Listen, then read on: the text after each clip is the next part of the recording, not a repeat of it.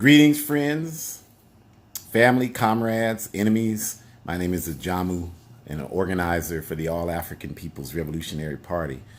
And so today I want to talk a little bit about Dr. W.E.B. Du Bois and his contributions to Pan-Africanism, and specifically smashing the attacks against Dr. Du Bois and the Pan-African movement. There are a lot of people, if you search YouTube or if you look around on the internet, who are putting out quite a few attacks against Dr. Du Bois, calling him petty bourgeoisie and talking about his theories being antithetical to the forward advancement of African people worldwide, and also saying the same types of things about Pan-Africanism, making these attacks, making the points that Pan-Africanism itself as a movement is the petty bourgeoisie movement. So I'd actually written a blog article, www.abetterworld.me, about this very topic, but I decided to also make a quick video challenging and smashing these assertions against Dr. Du Bois and revolutionary Pan-Africanism. So first, I'll say this about Dr. Du Bois. The basis of the criticisms against his contributions are rooted in his early development as an intellectual. And no one, not even Dr. Du Bois himself, would argue that his initial development was that of being an elite scholar in capitalist America. He did attend and graduate from Fisk University and eventually ended up at Harvard University for his advanced degree work. So there's no question about that. But the early works that he put out that really facilitate much of the attacks against him are specifically his theory, the paper he wrote on the talented tenth theory that was published in 1903. And in that paper, Du Bois argues that in order for the African masses in the U.S. to advance, that we should develop an elite class of leaders who are educated in Western bourgeois institutions, as he was, who would take the reins of leading the African masses in our struggle for liberty and forward progress. Clearly, this analysis is flawed, and Dr. Du Bois himself, some 75 years ago, freely and openly acknowledged that. But for whatever reason, the critics today choose to totally ignore that and to continue to talk about Dr. Du Bois as if the analysis he had in the 1950s was the same analysis he had in 1903. Now, obviously, all of us understand that if we were to tape record and document the things that we believed in our 20s and to play them back when we're in our 40s and 50s, there would, without question, be variances in what we believed. So it's really absurd to take someone's point of view that they develop in the course of their journey of increasing their consciousness and to stay stuck on the analysis that they put forward some 50, 60 years, actually exactly 60 years before Dr. Du Bois died, to go back 60 years. I mean, just saying it doesn't even make sense. I mean, if one studies the trajectory of Dr. Du Bois's analysis, clearly the person who played a role in developing the Niagara movement and later the National Association for the Advancement of Colored People, NAACP, in 1909, is not the same person who in the 1940s evolved around supporting worldwide socialist development, eventually in the 1950s having his passport seized by the reactionary U.S. government and being prevented from working anywhere and developing any publishing contracts and doing any work designed to address the suffering of our people, whereas Du Bois eventually ended up moving to Ghana and becoming an advisor to Kwame Nkrumah in Ghana in Nkrumah's quest to take Pan-Africanism to the next stage. So by the time Du Bois died on August 28th, 1963, the date of the March on Washington in Washington, D.C., U.S., Du Bois was clearly a revolutionary Pan-Africanist and a socialist. So we would definitely recommend that people want to understand Du Bois's contributions, and particularly in those last 30 years or so of his life, that you study those. You can travel to Ghana as I have multiple times, and you can go to the Du Bois Center and all the information is there, or you can study it through the libraries or online. But there is really no excuse other than intellectual laziness and dishonesty to continue to talk about Du Bois based on a paper he wrote in 1903. That just doesn't make any sense, you all. And we have to be better than that in terms of properly analyzing and assessing the people who contributed to our movement. The other issue with Du Bois is this constant desire and need on behalf of those attacking him to pit him against the Honorable Marcus Garvey, who was the founder of the Universal Negro Improvement Association, which we know was the largest African organization in the history of African people, with millions of members and a Negro World newspaper that was published in 33 countries in English, Spanish, and French. And so, without question, W.B. Du Bois had beef with first Booker T. Washington, and then after Booker T. Washington's death in 1915, then beef developed a little later with the Honorable Marcus Mosiah Garvey. And this beef continued until people in Garvey's organization engaged in mail fraud, of which he was convicted of, and he was deported from the U.S. in 1927 and sent to Europe, where he died in Britain in 1940. But the attacks continued. First, without question, these attacks by Du Bois against Garvey were on principle and were to be criticized. And I'm speaking specifically about the personal attacks that Du Bois made against Garvey, questioning his physical appearance and equating his physical appearance with his ethical immorality, ethical standing and morality. Without question, this is to be critiqued as inappropriate and on principle. But certainly, Brother Garvey returned the favor in kind to Du Bois, talking about his light-skinnedness and his that being a reflection of him being closer to the dominant European society and being acting as an agent for European capitalist interests. So, this is just unfortunately a byproduct of oppressed people struggling for capacity and resources in this backward and decadent society. And I honestly don't understand why people feel the need to choose Du Bois over Garvey or Garvey over Du Bois. Both of them were struggling for our liberation as a people. Certainly they had different methodologies and tactics and strategies to do that. Du Bois coming from the intellectual realm, Garvey coming from the mass realm. But without question, both of them made positive contributions to our forward progress. Du Bois started was one of the key organizers of the first Pan-African Conference in 1900, and from there was a principal organizer of the 4 Pan-African Congresses between 1900 and 1945. And you should, if you don't already understand the difference between a conference and a Congress, then you should research that, because there's a significant difference. And those first 4 Pan-African Congresses were without question intellectual affairs, where intellectuals came and participated. They were primarily people with education and advanced degrees from bourgeois Western institutions, and they were primarily theoretical-based conferences designed to come up with positions on the conditions of African people in the world today. And a lot of those positions were fundamentally demands against the capitalist imperialist power structure to respect the African masses and those types of things. No question about that.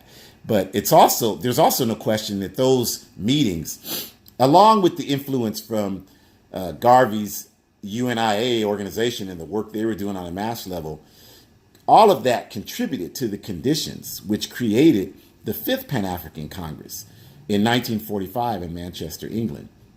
Now, this meeting, unlike the first 4 Congresses and the first conference from 1900, had a very different flavor to it.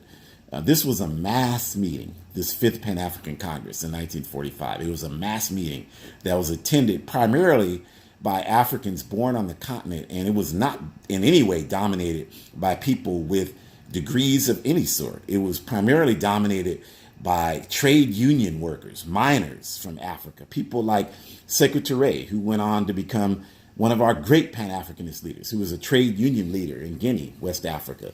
It was also dominated by revolutionary-minded students, like a then young Robert Mugabe from Zimbabwe, and of course, Patrice Lumumba from the Congo, and many, many others. Jomo Kenyatta was there. Of course, there were people there who, like Kenyatta, who we would not at all characterize as revolutionaries. But we have to evaluate that Fifth Pan-African Congress based on the work that came out of it, the adoption of the definition of what Pan-Africanism means. One unified socialist Africa. That concept was developed out of that Fifth Pan-African Congress. And that definition is without question a mass and revolutionary definition.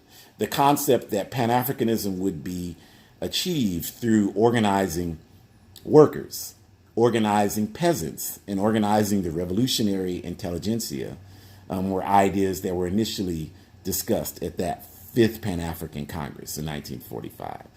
And just the fact that that Fifth Pan-African Congress, which was convened by then young Kwame Nkrumah from Ghana, that Dr. DuBois was named honorary chairperson of the Fifth Pan-African Congress in honor of his work to bring us to that point, and that Mrs. Amy Jock Garvey, the widow of Marcus Garvey, was also named an honorary chairperson, represents the clear understanding of the delegates there that it was both the work of Marcus Garvey and the UNIA, as well as Du Bois and the Pan-African Congresses, that brought them to the point of having that Fifth Pan-African Congress, where they left that meeting with a clear commitment to organize mass struggles, not elite struggles, not struggles led by educated bourgeois people, but mass struggles for independence in Africa.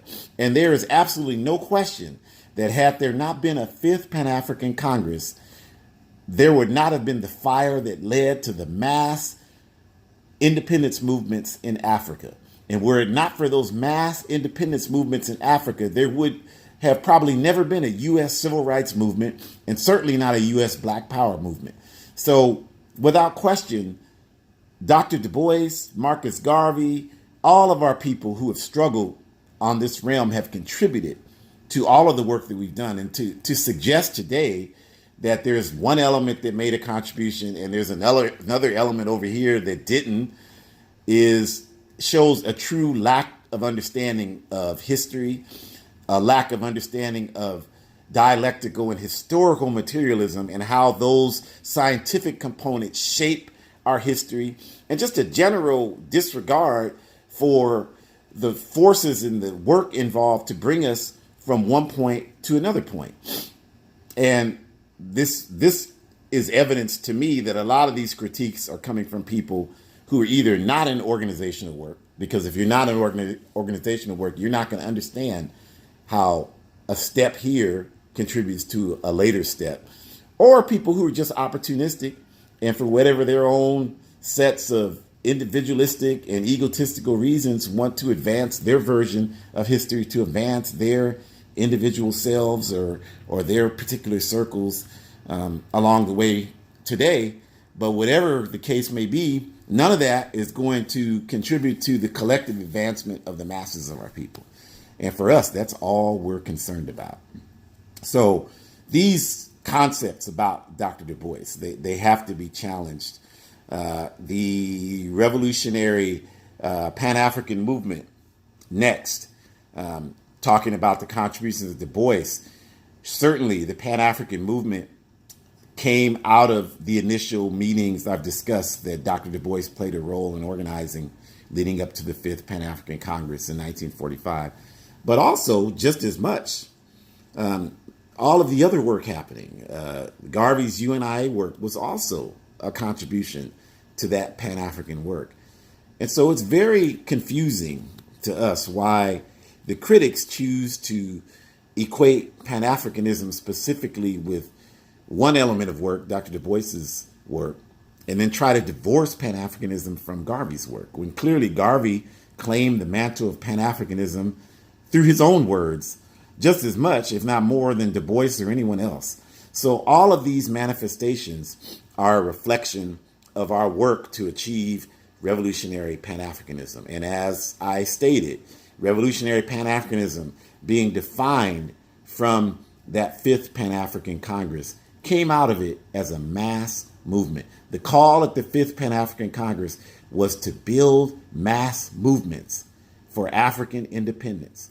And that, without question, happened with the creation of the Convention People's Party in Ghana, the Democratic Party of Guinea, the African Party for the Independence of Guinea-Bissau, the Popular Movement for the Liberation of Angola, the Kenyan African National Union, Zimbabwe African National Union, SWAPO, the Southwest African People's Organization in Namibia, the African National Congress in Azania, South Africa, the Pan-Africanist Congress of Azania, South Africa, the Azanian People's Organization in Azania, South Africa, the Eritrean People's Liberation Front. All of these organizations evolved out of that fifth pack. No one can refute that. And one of the key manifestations of our African liberation struggle was this call for mass political organizations, not vanguard parties. Vanguard parties are not a reflection of African culture. Nothing against vanguard parties. They're great for European socialists and communists, but you cannot find anywhere in African history where we have called for vanguard parties. Our call has always been for mass political organizations and mass political parties. And all those organizations I just named were mass political organizations, meaning any African could join them. This is as far away from elitism as you could get. So this is our history, you all. We have to understand that. That's what happened. And so as we evolve past Fifth Pan-African Congress and the independence movements, and Kwame Nkrumah, Haile Selassie, and others in the late 1950s, moving to the early 60s, as African countries began to gain their nominal independence from European colonizers, we began to understand that the necessity or the roadway to liberation would include much more than just on paper independence from European colonialism and worldwide imperialism. And Nkrumah specifically, through his experiences with the Congo, where he made a sincere attempt to convince Sékou Touré in Guinea, Mobito Keïto in Mali, to allow their troops, along with the troops of his country in Ghana, to participate under the United Nations force in Congo to bring peace. And Nkrumah was able to realize the error in that the United Nations, with a budget that was dominated by the United Snakes and Western imperialism, was not this independent vehicle for fair negotiation in the world, but was just another tool for imperialism to exert its influence in Africa. And so Nkrumah, from that experience of seeing our brother Lumumba, unfortunately and illegally disposed and then brutally assassinated, and then the experience of Nkrumah's own government in Ghana, 5 short years later after that, being unceremoniously and illegally overthrown by a Central Intelligence Agency or criminals in action inspired coup d'etat in Ghana, was all the proof Nkrumah needed that imperialism could never be destroyed through negotiation, that it would have to be destroyed through revolution, through protracted struggle, through mass political education, through armed struggle, through the overturning of the bourgeois status quo and replacing that with the dominance of the masses of people over the means of production. And Nkrumah articulated that clearly in his 1968 Handbook of Revolutionary Warfare, which he wrote by being living in Guinea-Conakry and being co-president of Guinea and making that contribution. And in that Handbook of Revolutionary Warfare, Brother Nkrumah talked about the strategy to achieve revolutionary Pan-Africanism.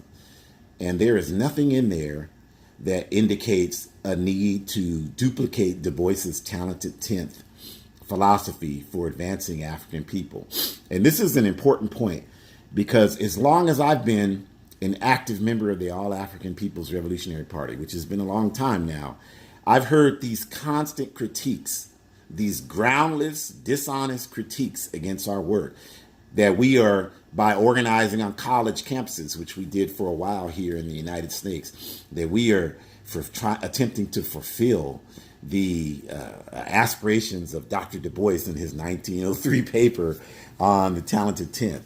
When clearly, if one reads Nkrumah's handbook, where he calls for the creation of the All African People's Revolutionary Party, he makes it very clear in that book that the road to revolution, to revolutionary Pan-Africanism, one unified socialist Africa, is the organization of the 300 million peasants in Africa, as well as the masses of African workers worldwide and African revolutionary intelligentsia. That's the key point, you all. Because what Nkrumah talked about is the need for Africans who are engaged in the struggle to gain information by attending bourgeois institutions to make the conscious decision to reject the mission supplied to them by bourgeois capitalism, to gain education and use that education to personally enrich themselves, and instead to make a conscious decision that we will not be tools of imperialism to exploit our people, but we will use the knowledge we gain on these college and university campuses to organize and advance our people for revolution and forward progress. This is clearly stated in Nkrumah's handbook. And the All African People's Revolutionary Party has always operated based on those principles espoused in the handbook. You will never find one video from Kwame Ture or any of the rest of us or anybody representing the AAPRP, or we've advanced the talented 10th philosophy. We're revolutionaries. Revolution is a science. It's not subjective. You can't become a revolutionary like you become a Christian. You could go and raise hell on Saturday night. You can create complete chaos in the community on Saturday night.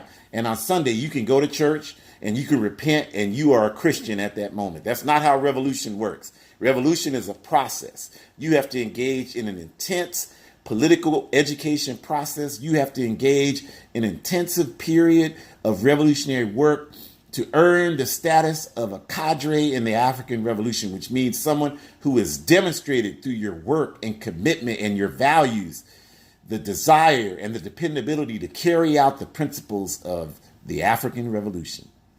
And so when we went on the college campus, our objective was to create millions of Kwame Ture's, or formerly Stokely Carmichael, someone who graduated from Howard University and went on to become a leading member in the Student Nonviolent Coordinating Committee, and then the Black Panther Party, and for the last 30 years of his life in the All African People's Revolutionary Party. And Kwame Ture, who could have gone on just like Jesse Jackson and Julian Bond and Marion Barry and all of his political contemporaries in the 1960s. He could have gone on to become the mayor of some big city in the United States, Snakes. He could have been a chancellor at some university. He never had any interest in that. As he himself said in his dying words, all I want is the power of the organized masses. So I desire someone to please show me where the elitism is in that. Many of you out here criticizing Kwame Ture and the cadre in the All African People's Revolutionary Party, let's see your balance sheets and let's see what you spent your money on for the last 34 years. I'm happy to show you mine. I'm happy to show you where I have committed my life to African revolution and organizing the African masses. And I can show you many other people in our party who have done the same thing and have nothing that we've not even, as Nkrumah said, taken a needle and thread from the masses of people. So it's time to stop this nonsense about Pan-Africanism being petty bourgeoisie. You don't know what you're talking about. Pan-Africanism is the future for the African masses. It is the movement that'll bring about the aspirations of our people. As Brother Nkrumah said, until Africa is free, no African anywhere on earth will be free. We're sitting here today and we're waiting for the next African anywhere on earth to be shot down by murderous terrorists from these capitalist states. We're waiting for the next African to have the police called on them for doing nothing but living day-to-day life as any human being would be. And we don't understand that the reason why these things happen to us, family, is because we're not respected as a people. And the reason why we're not respected, if you look at Africa today, if you look at Africa and you don't respect Africa, how do you think we're going to be respected? If you don't respect our mother, how are we, the children, going to be respected? It is only when our mother is respected. It's only when our mother, Africa, is strong and united that we will be respected. When people have to respect African people because they know we control the oil that comes out of Africa, we control the cocoa that comes out of Africa, we control the columbite tantalite, that is the methodology that makes your cell phone, whatever device you're using right now to see this, possible to function. We control the diamonds, the uranium, the gold, the bauxite to make aluminum products. We control all these natural mineral resources from the richest mineral land base on earth, Africa. We as African people control that. So people have to deal with us to get those resources. That's the day we'll have respect. And that's the day we'll no longer be subjected to these daily episodes of disrespect that happen to us. That's what I tell the youth every time I talk to them. It's not a question of them sagging their pants. Some European somewhere made the definition of what represents professional clothing. It was some European that said that you have to wear a suit and tie to represent professional dress. Those aren't our standards as African people. And when we abide by standards imposed on us by other people, we're just simply perpetuating the colonialism and oppression of our people. I'm not saying that I want to see our young people's behinds. That's all you're getting from what I'm saying. You just totally don't understand the point. What I'm saying is that the message is not about how our youth wear our clothes. The problem is that we're not respected as a people. Because I understand that if our people control oil and our youth were in the manufacturing, distribution, refinement, and marketing of oil on the world market, the whole world would be sagging their pants so they could have an opportunity to get a good price on oil. That's what we got to understand, family. We don't understand that. That's what we got to understand. And that's what Pan-Africanism is about. So anybody running around here, running their mouth today talking about Pan-Africanism is petty bourgeoisie, that's somebody who really doesn't have a serious interest in our people truly and sincerely being liberated from the oppression we face. So on that note, I will close out and I will ask you, if you really want to understand what Pan-Africanism is, you should go to our AAPRP, All African People's Revolutionary Party website.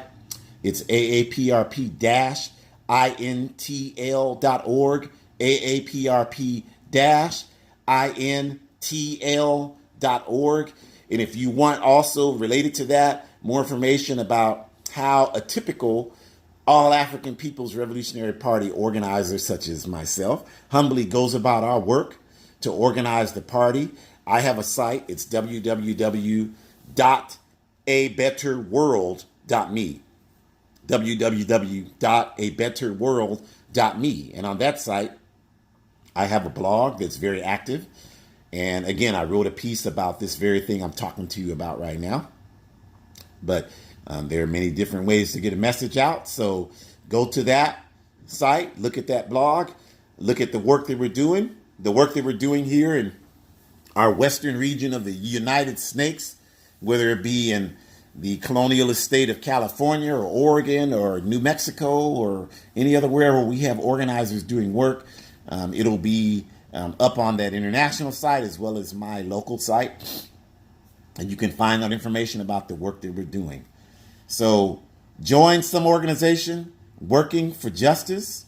Join some organization working for justice. And if you don't see the organization out here that represents what you think needs to happen to advance our people's struggle, then you have the responsibility to start an organization. That's start an organization, not just talk on social media. You have a responsibility to start an organization and to work on a day-to-day basis to organize our people. And if you're not doing that, family, then you are as much a part of the problem as the capitalist imperialist network that is oppressing our people. Forward ever, backwards never. We are always struggling for revolution.